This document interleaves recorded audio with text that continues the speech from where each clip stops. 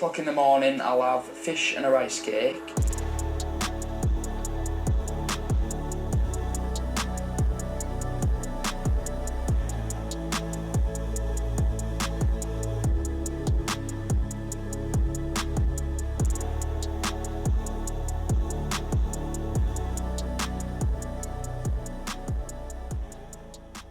So is AI gonna steal our jobs? Is it gonna steal? You throw me off completely. I didn't know. I thought we were doing fish and a rice cake. No, no, because we're going to pre-record that and then we're going to throw it in. So that's going to be pre-recorded, and I'm going to throw that into the intro at the start, and then it comes straight in. Okay, right. This is the magic of Hollywood that you need to get up to date with. See, this is Jay. We can keep this. If you hadn't noticed already, I edit the episodes. Yeah. You just rock up and look pretty, don't you? I just give all the knowledge in the world. But yeah, no. So Jay, basically, we're doing like an intro, and we're going to keep this in because like you can see the raw. It's going to be, instead of us Behind starting every episode saying, "Welcome back, Fish and a Rice Cake, Jake and Jake," we're just going to pre-record us saying that so that we don't have to say it every single time. Okay. And I'm going to chuck it in. So it'll be part of a fancy new intro in the new year. So you've just seen. The podcast is getting a bit of a facelift. Actually, like I say in the new year, by the time they're watching this, they'll have just heard it. They will have heard the intro, and now they're going to hear this. The intro that you just heard is what he doesn't understand's happening. And now they're going to be like, okay, so Jake's clearly the tech one. Yeah. And the more organised one. Yeah. To be fair, I wouldn't say more techie. Like you, no, I'm all right with tech. You're as good as tech with I am. Yeah. I quite enjoy doing it. Yeah. Quite enjoy doing the editing. Yeah, so Jake does the editing. He puts the episodes Although together. Sophie hates it because she has to listen to me edit all the episodes. Yeah. And then, to be fair, she chooses to do it. She'll listen to every episode when it comes out. Yeah. So she basically hears them all on repeat. You know, Louise, I don't think has ever listened to an episode. I said to her, I was like, you need to support me. You need to be going on and listening. She told me the other day about something called potato cakes. I can't believe you've never had a potato cake. Never, because I said back to her, I was like, I assume you mean in a hash brown, because I was having like a full English with hash browns. And she was like, no. They're different. Potatoes. Yeah. How are they different? It's an Irish thing. I'm pretty certain it's very Irish. Yeah. Obviously, all of her family are Irish. But it's essentially, it looks a bit like a crumpet, but smaller and thinner. And it's literally just potato in a little potato cake. And you put them, generally speaking, you can grill them, but generally speaking, you actually put them onto the frying pan and you fry them off. Yeah, and you fry them off. I am going to have to try them because hash browns are like amazing. One of my favourite things. So I personally prefer a hash brown. Right, okay. But a potato cake is still very good. A little bit of beans, a little bit of butter on there as well. They are very good. I'm gonna, because I think she sent me a picture of like just Warburton's ones. So they're obviously quite. When I saw it was a Warburton's package, I was like, oh, this must actually be quite a well-known thing then. And I've just lived under a rock somehow. Yeah. No, they're amazing. They're really good. Like I said, whenever I go to her house for a fry up, it's her mum and dad's house in particular. Always potato cakes. Yeah. Always. They will not do a fry up without them. Yeah. Give it a go. I had the first fry up for like I saw 7 months at the weekend. There was one thing that I noticed that you were missing. I think you were missing it. Mushrooms. Right. So, yeah, I was missing them. So I went. Did you purposely miss them? No. I wanted them on there. Okay. So I went round to my mum and dad's house early in the morning just because I was going out for the day with my mum. I'd not been out with her for ages, so I was like, we're going to go out and have the day together. So me thinking, their fridge will be stocked. She'll have mushrooms. I'll bring everything else that I need. I brought all like the hash browns and stuff from home. I was like, she'll have mushrooms. Got to hers. No mushrooms. So I was literally like, I was gutted. Because they're one of my favourite things. Yeah, and I know that they are very they're very Marmite, aren't they? Like you either love them or you hate them. But like the big flat portobello mushrooms you can get as well. I absolutely love them. You know, you go out for a steak and you get your steak and then they come with a massive big, like you say, like a big portobello mushroom on the side. Incredible. I enjoy the mushroom just as much as the steak. I know it sounds ridiculous, but you know, you get a little like garlic butter in there as well. Oh, the amount of people, because I put it up on my stories, didn't I? And I was like, right, what's missing from this? And I think I had like sausage, bacon, hash brown, tomatoes, eggs. I think it was scrambled eggs. Did you have beans? I didn't have beans, no, because I had chopped tomato, like the tin tomatoes. So I was like, can you mix them? them? Point having beans. And I had some toast as well. So I was like, what's missing? I had black pudding. See, I know that was feast. I was impressed by that, to be fair, because most people doing a home fry up wouldn't have black pudding. I don't think. You've got to have it though. I agree. I love black pudding. I flipping love it, but it's just not something you see people doing at home. It's something you get when you go out for a fry up. Yeah. You know? Well, obviously, my old man's got a butcher's, hasn't he? So I walked out. In fact, I got dropped off at my dad's shop in the morning to pick up like some sausage, bacon, and black pudding. Okay. And then I walked up to my mum's because it's only like a 10-minute walk. Yeah. And then made it. But yeah, everybody that saw it, that commented on it, was like, "Where are the mushrooms? Where are the mushrooms?" I was like, "Fuck." See, Louise don't like mushrooms, so whenever we go out for like a fry up or something, I get extra. Yeah. Get all of the mushrooms as well. You order them, Yeah. and then put them onto my plate. Double mushrooms. But when it comes to beans, because beans are one which I think kind of people again love or hate them. I love them personally. I do love them, but weirdly, I like them in a little bowl on the side. No, I'm not about that life. So I generally don't mix them with everything else. I don't like that life. Yeah. Whereas I know some people just kind of throw it in there. But Yeah. Oh, I'm just one of those where I'm just like, Just put get it in all the on. mix. It all goes down the same way, so just chuck it on. I actually saw Lad Bible shared something yesterday, and it was a plate which you can have like your eggs, bacon, all stuff on one side, and it's got a little separator in the middle. And it's been designed for this reason, so your beans don't touch. the other Yeah, stuff. we bought my dad years ago now for Christmas, like one of those griddle pans where it's got different sections. I got one for everything. Christmas. Yeah, how many times have you used it? Never. Yeah, no, Not you once. And it was sorry, You Danny. see him and you're like, it's such a good idea. You never use them. The guy who bought me it listens to this. Sorry, Danny. I've never used it, mate. I But thought it you was said daddy. no, it's Danny. He's one of my clients as well, and he bought it. He bought it for me as a Secret Santa thing a couple of years back, and it's a great idea. It's a great idea. really. It's practically never works. No, does it? and I think it's great if you're making a fry for yourself potentially. Yeah, but yeah. I never make a fry for myself. It's either for me and Louise or other people Yeah, or whatever. yeah. So again, if you're making it for other people, the compartments aren't big enough to Yeah. get like enough sausages in or enough bacon in. You know what I mean? Yeah. So great idea. Definitely one of them things which you get drawn to because it just looks really cool, but it's not that practical. I had a nightmare when I made mine because, like, I also do a lot of the air fryer now as well. yeah, we absolutely smashed the air fryer. Although I didn't make anything for the fry up in it because my mum doesn't have one, Okay.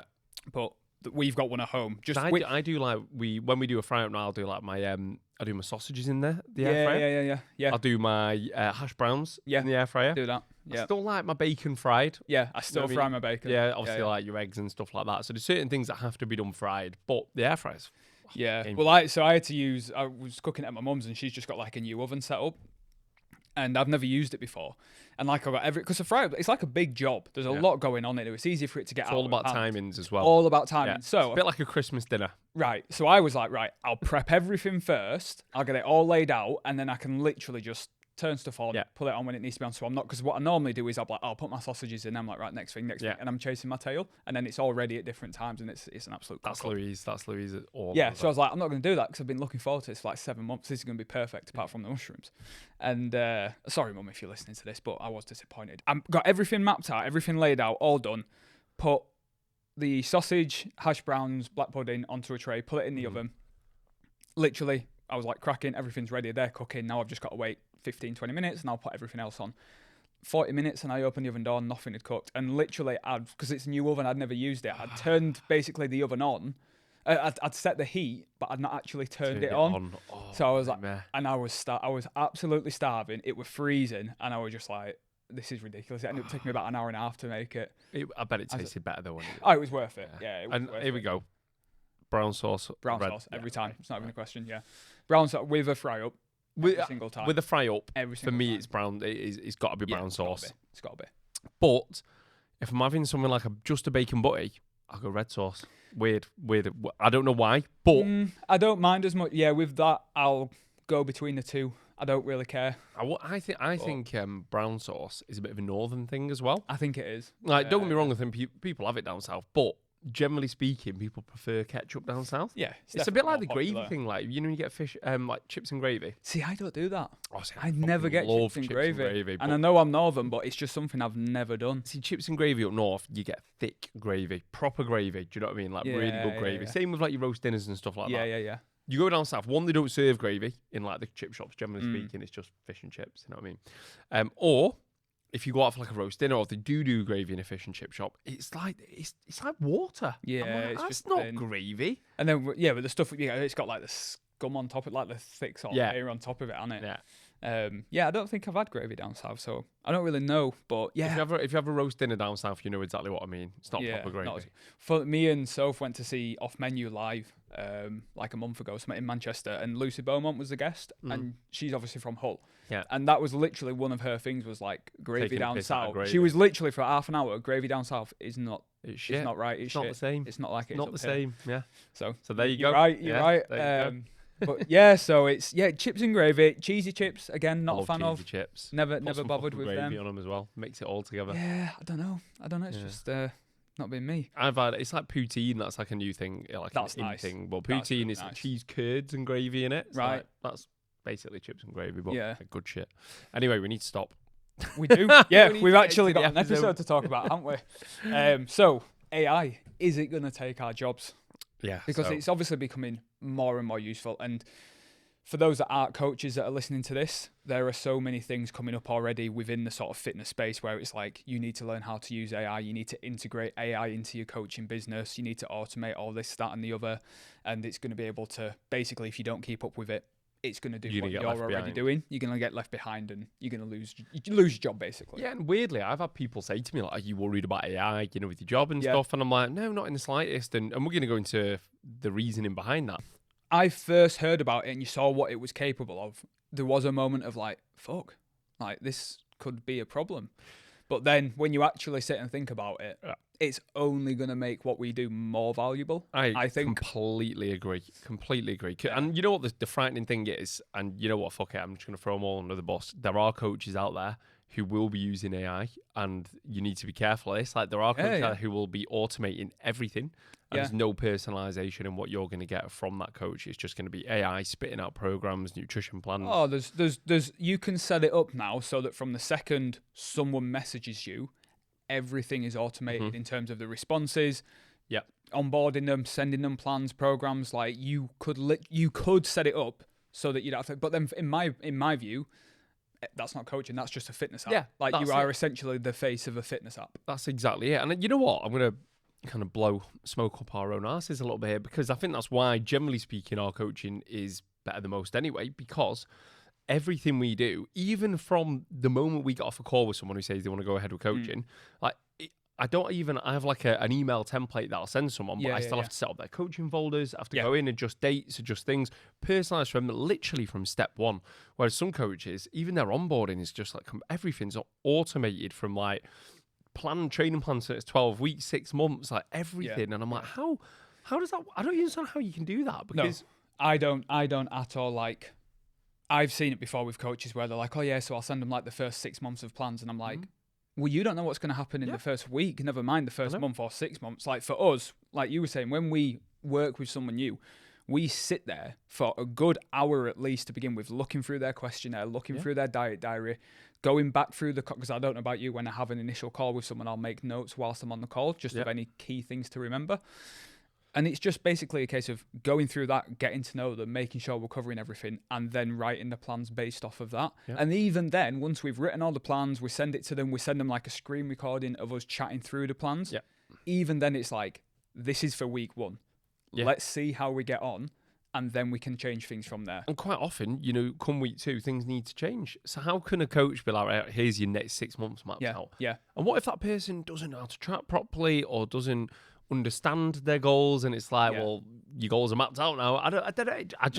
It blows my mind. And that's what I say to people. It's like, this is in week 1, this is the worst the plan is ever going to be for you. Yeah. Because we're only going to get to know each other better. And I'm only going to get to learn how your body responds. And it's the same with your first training plan, because your first training plan, again, is ultimately us understanding, or me understanding as your coach, where you're at, how far I can push you, etc., etc. So then when we get into your second training program, I can tailor it even more to what you enjoyed, what you didn't enjoy, what we got on with, what we didn't get on with, any potential injuries, niggles. We literally have that at the end of every training block. I'll send whoever it is, client, through a document, and it'll literally be, right, what did you enjoy about the last 12 weeks? Did it live up to expectations? What exercises went well? What didn't you enjoy? What didn't feel good? What are you struggling with? What do you need from me? And then it's like, the next 12 weeks, where do you want to focus on? What do you need from me? Are there any movements you want to really focus on progressing? Are there any that you want to avoid? Yeah. Anything like that. Yeah. And then that is literally what we use to build the next 12 weeks. But then you compare that to AI, and it is literally just writing into a generator, write me a 4 week training plan, 4 days a week training plan to build my delts. And it's like, boom, boom, boom, boom. Yeah, it's good to go. How can that be to any degree as useful or as valuable for one specific person? No, 100%. And don't get me wrong, I think if you're a complete beginner, getting a plan from whether it's AI or whether it's from Google, it's going to do something. Of course it is. But generally speaking, I think the thing with AI at the moment is it's the new in thing, and it's the new thing which, again, you know, coaching, mentors are using it, all sorts, like you say, these kind of bigger fitness companies and apps and things will be utilizing it to just spit out programs and nutrition plans and things. But what you've got to remember is the stuff you're getting from AI has been there for the last 20 years. Like, it's just information. You've had Google for the last 20 years. The same stuff that AI is going to give you has been available. Already there. You do, the thing about coaching, the thing about training, the thing about nutrition, unless you are like a robot who can just do things and you don't need support, then AI is probably going to be great for you because you can literally just get it to do your meal plan and get you to do your training plan. Go and do it. But the thing about coaching and what makes coaching different to a plan is the relationship you're building, the support you're getting, the accountability you're getting, something you cannot get from a fucking... No. It's something that you've got from ChatGPT or something you've got from Google. Yeah. Even, again, right, I'm going to shoot myself in the foot here, but even me and you have what we call kind of like freebies that we give away. Yeah. You know, I've got like a free how to get in photo shoot condition guide, right? And at the end of the day, if you download that and if you did everything to a T within that guide, you would get into great shape. There's some training plans in there. It tells you exactly how to work out your calories, all that kind of stuff. Shameless plug, download it. But ultimately, most people download it and they will do fuck all with it. And that's because they don't have the support behind it. They don't have the accountability behind it. Yeah. But it's literally that. Like, the information is already out there. It is just cutting out the middleman for you to give you instant access to it. Yeah. And that isn't what you're lacking anyway. Like, chances are, if we were to pull someone in off the street now and we were like, right, tell me how to get lean, they will be able to say, probably should eat a little bit less, eat a little bit better. Probably move a little bit more. Move a bit more, sleep a bit more. I'm probably going to get 90% of the way. Yeah. And it's like, all right, cool. So you know what you need to do. If your dog gets fat and you ask that person what you're going to do to slim your dog down, I'm going to put it on smaller portions of food and take it for more walks. Like, and I know that's so simplistic because there's so many. But it would work. But in theory, like, the theory is right behind it. The problem is doing it and sticking to it, and that's then what you cannot get from AI. You can't be accountable to a screen. Like, no matter what, because there's all sorts of coaching apps as well, isn't there? Yeah. And I don't care how they might be super useful, they might be super accurate, they might be super technical. That's great, but they cannot give you the same amount of accountability as actual being accountable to a human being. No. And I have a clients who have come to me from these kind of larger fitness apps. So I've had I'll just say it because they're not going to fucking listen to this, are they? But I've had people come from like Joe Wick's app, James Smith as well, who are, again, like two people who are obviously massive in the industry and they've got their own coaching apps and stuff like that. And you pay X amount to be a part of it. And they said, like, you know, you get a training program. Is it particularly tailored? No. You send a message. You clearly get like either someone who doesn't have a clue who you are. It's just someone sat behind a computer, or it's an automated response. Yeah. And it doesn't feel personal. And the reason they signed up to it was to get that support, to get that accountability. Yeah. Which is where, like I say, where we come in, because coaching is way more, as we've just mentioned, it's way more than just the training plan and stuff. It's literally 20% the plans, 80% the accountability of the coaching, just the conversation. Of course it is. That's why it drives me when people say, I know what to do. I'm like, yeah, fucking hell. Like, if you don't know what to do, then just go on Google anyway. So, like, the information isn't your problem. Yeah. The issue is actually doing what you should be doing. Yeah. And even deeper than that, it's building relationships, because we've got my coach downstairs, right? I've got who's coming up and doing a podcast. He's not tied up, soon. by the way. Yeah.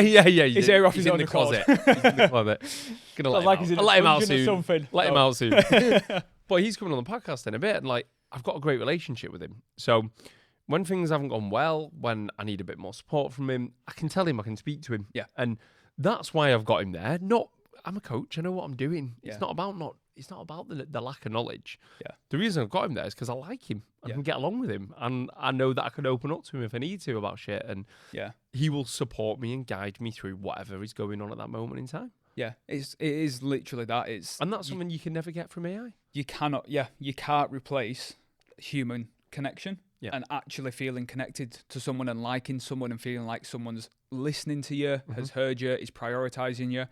And I think in a time now, not to get like philosophical at all, but in a time where things are becoming more automated, more streamlined, people are feeling more isolated and more cut off, like, that element of human connection, of actually speaking to somebody, is only going to, and it's only going to get more and more important and more valuable, which is why we were saying at the start, like, I think it's only going to be a good thing for us because it's only going to make the good coaches better, and it'll just wean out the shit ones anyway. Yeah. Like, without being harsh, it will. I've literally not used AI for anything. And I mean, I've No. dabbled on it. No. Like you say, I've gone on it and I've tried things. So, for example, like we send emails to our email lists. We obviously do content and things. And I've tried going on and being like, write me an email in a funny way, talking about whatever the topic is. And it gives you some ridiculous shit. And you're like, I can't fucking use that. Yeah. But you know some coaches will. That's the problem. And this is really grinds my gears, is the amount of, like, when you see, because we know a lot of coaches who are trying to use it for making their content, sending their emails, writing their plans,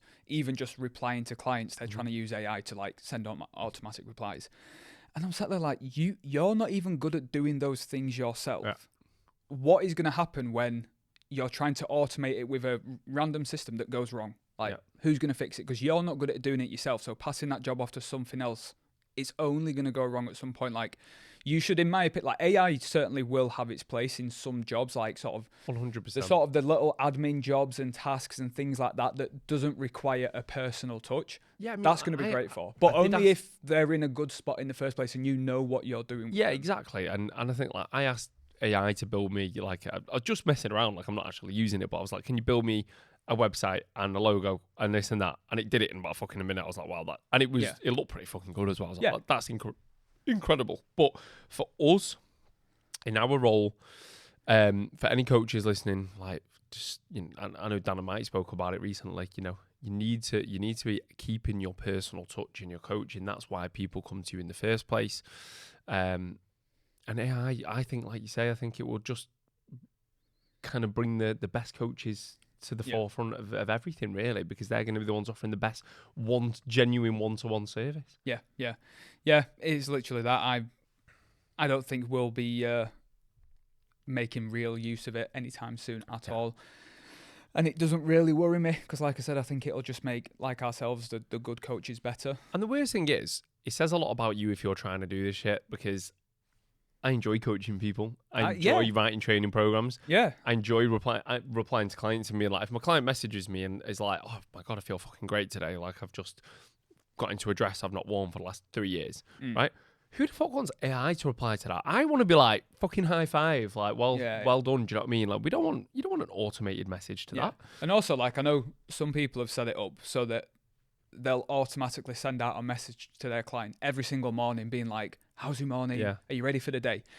That sounds good in practice, but after you get that message for the 4th morning in a row, A, it's abundantly clear that it's not them. Not you. And B, if that were me, I'd just piss off. Yeah. Give me a few days just to crack on. I'll speak to you later. And again, that's the thing, innit? Because one-to-one coaching, some people, I've got clients who literally just need a very quick touch point, even with their weekly check-ins. Yeah. I've got some clients who I have to speak to every day. Yeah. Like, everybody's so different. So how can you put everybody under one umbrella and say, like, right, I want to message every single morning and like this and that and automate all that stuff? Because you can't. Yeah. Because that's the personal touch which people have. Yeah. You know. It's not coaching. It is just a fitness app. That's that they exactly are what it is. And that's it. So I think that's our fault. That was quite a ranty one, actually. It was. Probably a ranty one for a while. Yeah. I thought we got through the whole fry up stuff. Yeah, fry ups, fish and chips and AI. Yeah. That's the solution. That's a topic for you. Forget about AI, have a fry up, and just shut up. Yeah.